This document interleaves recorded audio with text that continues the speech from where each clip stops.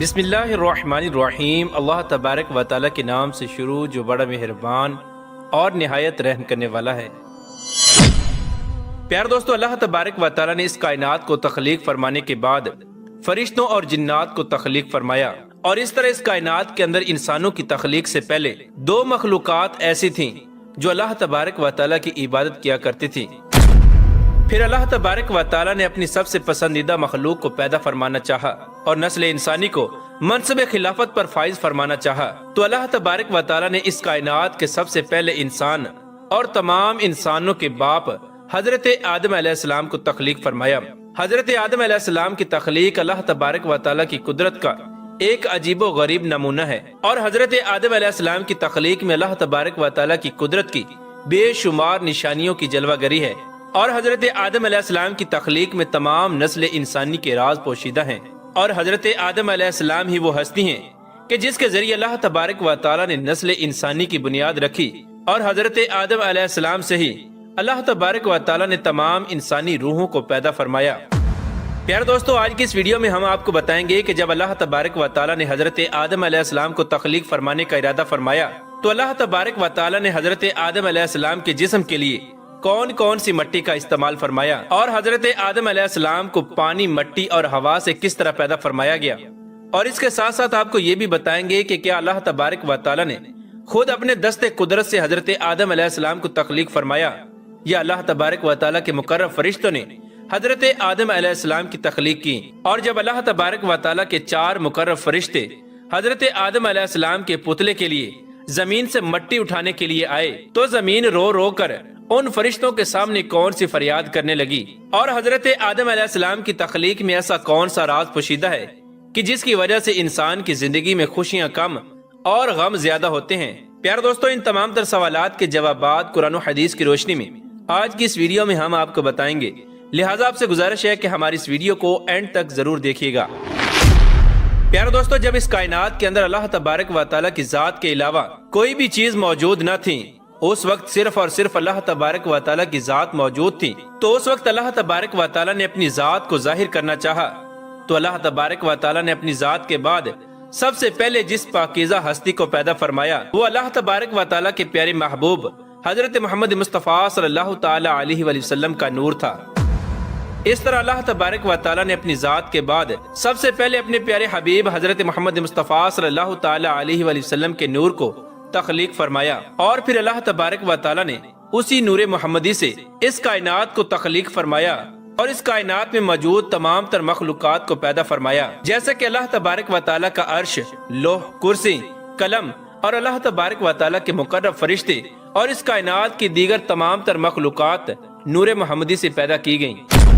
پیارے دوستو، حضرت آدم علیہ السلام کی تخلیق سے پہلے زمین و آسمان اور اللہ تبارک و تعالیٰ کے مقرب فرشتوں کی تخلیق ہو چکی تھی۔ اس کے بعد اللہ تبارک و تعالیٰ نے اپنے محبوب کی شان کی جلوہ گری دکھانا چاہی اور اس روئے زمین پر نسل انسانی کی بنیاد رکھنا چاہی، تو اللہ تبارک و تعالیٰ نے حضرت آدم علیہ السلام کی تخلیق کا ارادہ فرمایا۔ پیارے دوستو، اللہ تبارک و تعالیٰ نے حضرت آدم علیہ السلام کی تخلیق 4 چیزوں سے کی۔ نمبر 1 مٹی، نمبر 2 پانی، اور نمبر 3 ہوا، اور نمبر 4 آگ۔ ان 4 چیزوں سے اللہ تبارک و تعالیٰ نے حضرت آدم علیہ السلام کو تخلیق فرمایا۔ پیارے دوستو، جب حضرت آدم علیہ السلام کی تخلیق کے لیے مٹی کی ضرورت پڑی تو اللہ تبارک و تعالیٰ نے اپنے سب سے مقرب فرشتے حضرت جبرائیل علیہ السلام سے ارشاد فرمایا کہ زمین پر جاؤ اور تمام روئے زمین سے سیاہ و سفید، سرخ اور کھاری، میٹھی اور نرم اور خشک مٹی ایک ایک مٹھی اٹھا لاؤ۔ اس طرح حضرت جبرائیل علیہ السلام اللہ تبارک و تعالیٰ کا حکم پا کر زمین پر تشریف لائے، اور جب زمین سے مٹی اٹھانے کا ارادہ فرمایا اس وقت زمین حضرت جبرائیل علیہ السلام سے مٹی اٹھانے کا سبب پوچھنے لگی، تو اس وقت حضرت جبرائیل علیہ السلام نے سارا واقعہ اس مٹی کو سنایا کہ اس طرح اللہ تبارک و تعالیٰ تجھ سے انسانوں کی تخلیق کرنے والا ہے۔ تو اس وقت زمین حضرت جبرائیل علیہ السلام سے عرض کرنے لگی کہ میں تجھ سے اللہ تبارک و تعالیٰ کی پناہ چاہتی ہوں کہ تو مٹی اٹھا کر اس سے انسان بنائے، اور جس کی وجہ سے میرا کچھ حصہ جہنم میں جائے۔ اس طرح زمین حضرت جبرائیل علیہ السلام کے سامنے زاروں کی طرح رونے لگی اور رو رو کر اللہ تبارک و تعالیٰ کی پناہ مانگنے لگی، تو حضرت جبرائیل علیہ السلام مٹی اٹھائے بغیر ہی اللہ تبارک و تعالیٰ کی بارگاہ میں واپس چلے گئے۔ حضرت جبرائیل علیہ السلام اللہ تبارک و تعالیٰ کی بارگاہ میں حاضر ہوئے اور اللہ تبارک و تعالیٰ کے حضور عرض کرنے لگے کہ یا رب العالمین، زمین نے مجھ سے تیرے نام کی پناہ چاہی تو میں نے تیرے نام کے ادب اور عزت کی وجہ سے اس مٹی کو پناہ دے دی اور میں مٹی اٹھائے بغیر ہی واپس چلا آیا۔ اس کے بعد اللہ تبارک و تعالیٰ نے حضرت میکائیل علیہ السلام اور حضرت اسرافیل علیہ السلام کو باری باری بھیجا، لیکن یہ دونوں فرشتے بھی اسی وجہ سے خالی ہاتھ واپس لوٹ آئے اور اللہ تبارک و تعالیٰ کی بارگاہ میں آ کر وہی عذر پیش کیا۔ زمین نے ان دونوں فرشتوں سے بھی اللہ تبارک و تعالیٰ کی پناہ چاہی تو ان دونوں فرشتوں نے بھی اللہ تبارک و تعالیٰ کے نام کے ادب کی وجہ سے زمین کو پناہ دے دی اور مٹی اٹھائے بغیر ہی واپس چلے آئے۔ اس کے بعد پھر آخر کار اللہ تبارک و تعالیٰ نے ملک الموت علیہ السلام یعنی حضرت اسرائیل علیہ السلام کو زمین کی طرف بھیجا۔ حضرت اسرائیل علیہ السلام اللہ تبارک و تعالیٰ کے حکم کے مطابق جب زمین پر تشریف لائے تو زمین اسی طرح زاروں کی طرح رونے لگی اور اللہ تبارک و تعالیٰ کی پناہ مانگنے لگی۔ اس وقت ملک الموت علیہ السلام زمین سے کہنے لگے کہ میں تیرے رونے دھونے اور عاجزی کی وجہ سے اپنے رب عز و جل کی نافرمانی نہیں کر سکتا، لہذا حضرت اسرائیل علیہ السلام نے زمین کی ایک نہ سنی اور زمین سے مٹی اٹھا کر اللہ تبارک و تعالیٰ کی بارگاہ میں حاضر ہو گئے۔ پیارے دوستو، جب حضرت اسرائیل علیہ السلام نے مٹی پر ترس نہ کھایا اور مٹی کی کوئی فریاد نہ سنی اور اللہ تبارک و تعالیٰ کا حکم پورا کرتے ہوئے مٹی کو اٹھا کر اللہ تبارک و تعالیٰ کی بارگاہ میں حاضر ہو گئے، اسی وجہ سے اللہ تبارک و تعالیٰ نے حضرت اسرائیل علیہ السلام کی ڈیوٹی انسانوں کی روح قبض کرنے پر لگائی ہے اور آپ کو ملک الموت علیہ السلام کے منصب پر فائز فرمایا ہے۔ پیارے دوستو، تفسیر نعیمی میں ہے کہ حضرت ملک الموت علیہ السلام نے پوری روح زمین کے مختلف 7 مقامات سے مٹی کو اٹھایا اور جہاں پر مکہ مکرمہ موجود ہے اس مقام پر لا کر اس مٹی کو رکھ دیا۔ وہ 7 مقامات کے جہاں سے حضرت ملک الموت علیہ السلام نے مٹی کو اٹھایا وہ مقامات یہ ہیں: نمبر 1 مکہ مکرمہ، اور نمبر 2 طائف، اور نمبر 3 بیت المقدس، اور نمبر 4 ہندوستان، اور نمبر 5 مقام ابو قبس، اور نمبر 6 عدن، اور نمبر 7 مدینہ منورہ۔ یہ وہ 7 مقامات ہیں کہ جہاں سے حضرت ملک الموت علیہ السلام نے مٹی کو جمع کیا اور خانہ کعبہ کی جگہ لا کر رکھ دیا۔ پیارے دوستو، روایات میں آتا ہے کہ مکہ شریف کی مٹی سے حضرت آدم علیہ السلام کا سر مبارک بنایا گیا اور بیت المقدس کی مٹی سے حضرت آدم علیہ السلام کی گردن بنائی گئی اور مقام عدن کی مٹی سے حضرت آدم علیہ السلام کا سینہ مبارک بنایا گیا اور ہندوستان کی مٹی سے حضرت آدم علیہ السلام کی پشت مبارک اور شکم مبارک بنایا گیا اور مدینہ پاک کی مٹی سے حضرت آدم علیہ السلام کے دل کو تخلیق کیا گیا اور طائف کی مٹی سے حضرت آدم علیہ السلام کے جسم کے باقی اعضاء کو بنایا گیا۔ پیارے دوستو، حضرت آدم علیہ السلام کی تخلیق میں جو 7 قسم کی مٹی استعمال ہوئی ان کا ذکر اللہ تبارک و تعالیٰ قرآن پاک میں کچھ یوں بیان فرماتا ہے۔ پہلی مٹی جو حضرت آدم علیہ السلام کی تخلیق میں استعمال ہوئی اس کو قرآن پاک میں تراب کہا گیا ہے، جس طرح کہ اللہ تبارک و تعالیٰ پارہ 17 سورہ حج کی آیت نمبر 5 میں ارشاد فرماتا ہے، اور ہم نے تجھے خشک مٹی سے پیدا کیا۔ پیارے دوستو، تراب ایسی مٹی کو کہا جاتا ہے جو خشک ہو، اور دوسری مٹی جو حضرت آدم علیہ السلام کی تخلیق میں استعمال ہوئی اس کا ذکر قرآن پاک میں تین کے لفظ سے ملتا ہے۔ طین اس مٹی کو کہا جاتا ہے جو بھیگی ہوئی مٹی ہو یا نرم مٹی ہو۔ پیارے دوستو، طین عربی زبان کا لفظ ہے جس کے معنی گیلی یا بھیگی ہوئی مٹی ہیں۔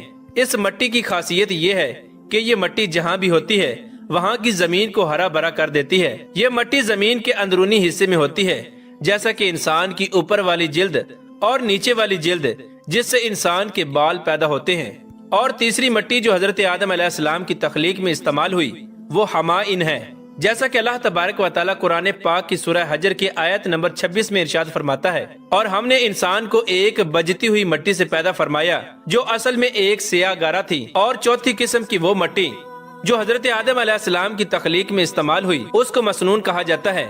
پیارے دوستو، مسنون وہ گارا ہوتا ہے جو کئی دنوں سے پانی میں رہنے کی وجہ سے سیاہ اور بدبودار ہو چکا ہو۔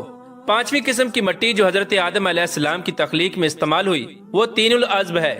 تین العزب اس مٹی کو کہا جاتا ہے جو لیس دار مٹی ہو، جیسا کہ اللہ تبارک و تعالیٰ قرآن پاک کی سورہ صافات کی آیت نمبر 11 میں ارشاد فرماتا ہے، بے شک ہم نے انسان کی اصل یعنی حضرت آدم علیہ السلام کو لیس دار مٹی سے پیدا فرمایا۔ اور نمبر 6 پر حضرت آدم علیہ السلام کی تخلیق میں جس مٹی کو استعمال کیا گیا اس کو قرآن پاک میں سلسال کہا گیا ہے، یعنی کھنکھناتی ہوئی مٹی، جیسا کہ اللہ تبارک و تعالیٰ قرآن پاک میں ارشاد فرماتا ہے، انسان کو بجتی ہوئی مٹی سے پیدا کیا گیا جیسے کہ ٹھیکری۔ اور نمبر 7 پر حضرت آدم علیہ السلام کی تخلیق میں جس مٹی کو استعمال کیا گیا اس کو فخار کہتے ہیں، یعنی پکی مٹی یا ٹھیکری مٹی۔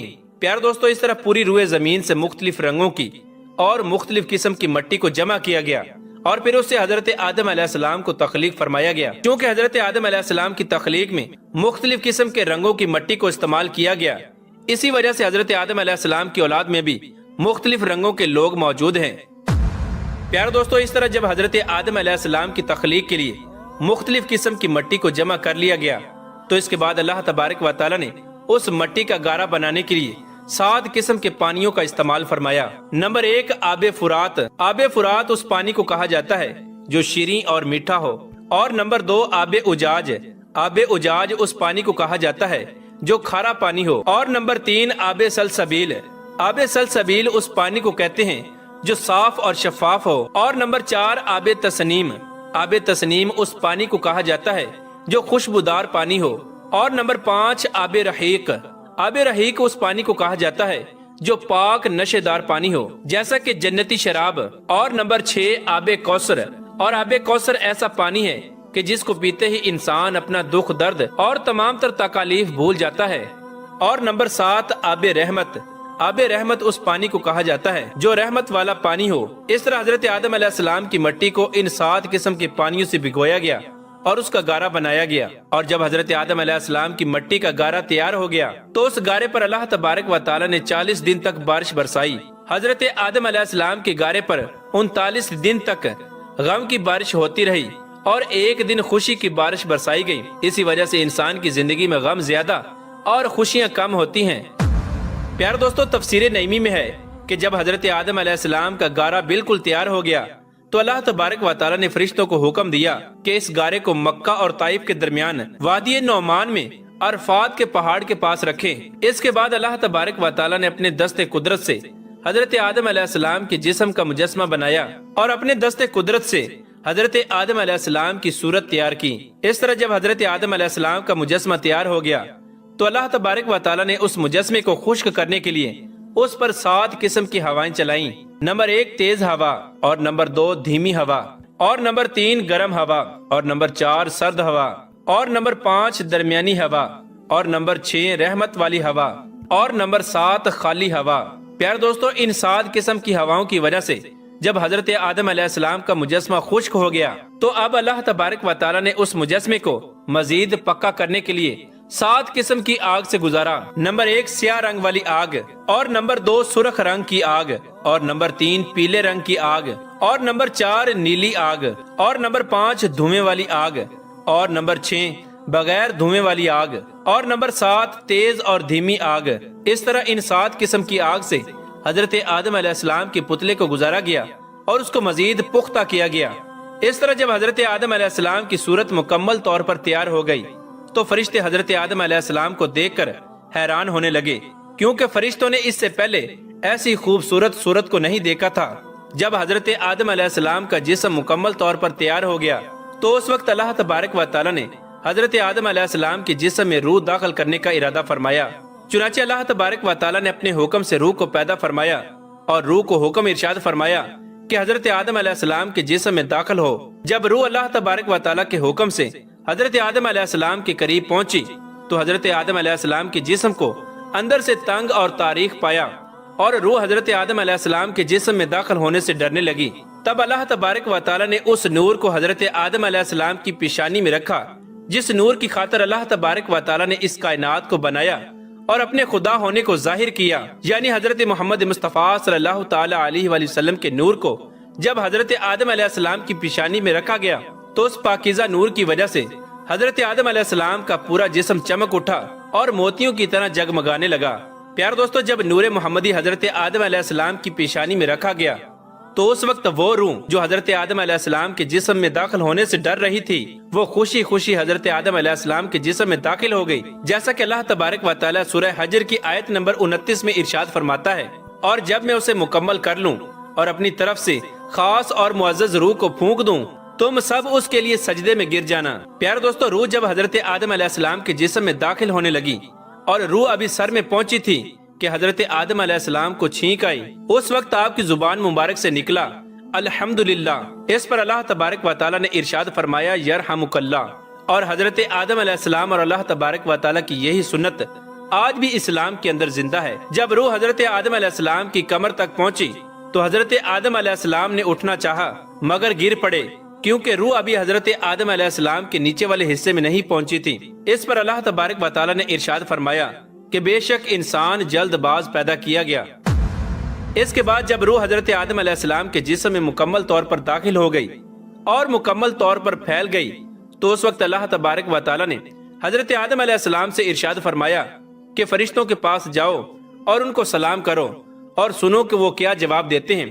تب حضرت آدم علیہ السلام فرشتوں کے پاس تشریف لائے اور ان سے السلام علیکم کہا تو فرشتوں نے جواب دیا وعلیکم السلام ورحمۃ اللہ۔ اس وقت اللہ تبارک و تعالیٰ نے حضرت آدم علیہ السلام سے ارشاد فرمایا کہ یہی الفاظ تمہارے اور تمہاری اولاد کے لیے سلام کے لیے مقرر کیے گئے۔ اس پر حضرت آدم علیہ السلام نے عرض کی کہ یا رب العالمین میری اولاد کون ہوگی؟ اس وقت اللہ تبارک و تعالیٰ نے حضرت آدم علیہ السلام کی پشت مبارک پر اپنا دست قدرت پھیرا تو اس وقت حضرت آدم علیہ السلام کے جسم سے قیامت تک آنے والی تمام انسانی روحیں باہر نکل آئیں اور حضرت آدم علیہ السلام نے قیامت تک آنے والی اپنی تمام اولاد کو دیکھا۔ پیار دوستو، اس طرح اللہ تبارک و تعالیٰ نے حضرت آدم علیہ السلام کو تخلیق فرمایا اور حضرت آدم علیہ السلام کی تخلیق سے نسل انسانی کی بنیاد رکھی اور حضرت آدم علیہ السلام سے تمام انسانوں کو پیدا فرمایا۔ اللہ تبارک و تعالیٰ سے دعا ہے کہ اللہ تبارک و تعالیٰ ہمیں نیک اعمال کرنے کی توفیق عطا فرمائے اور اپنے پیارے حبیب حضرت محمد مصطفیٰ صلی اللہ تعالیٰ علیہ وآلہ وسلم کی محبت کے اندر جینا مرنا نصیب فرمائے۔